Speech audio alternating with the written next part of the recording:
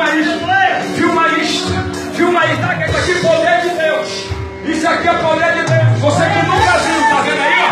Isso aqui é poder de Deus. Quem levanta a mão para glorificar Ele.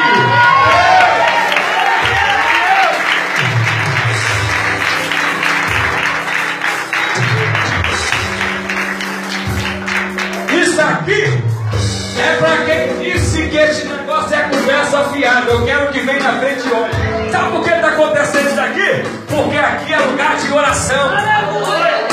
Porque eu sou meio pastor e obreiros aqui, ó, homens e mulheres de oração. Olha para mim. Sentiu o quê? É? Sabe por que eu senti tremedeira? Eu vou fazer. Abre o corredor. Quem está na porta, fica de lado, por gentileza. Isso, obrigado.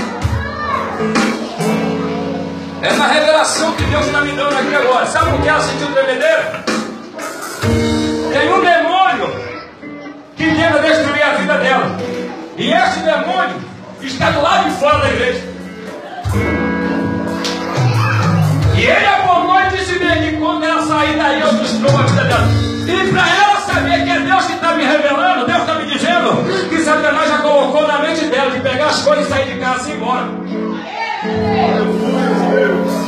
Sabe o que eu estou fazendo aqui? O anjo Miguel já está em pé na porta.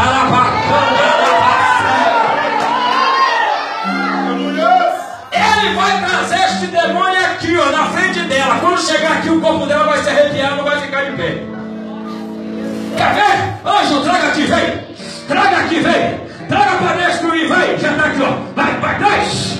Estou dizendo, quem levante a mão para adorar.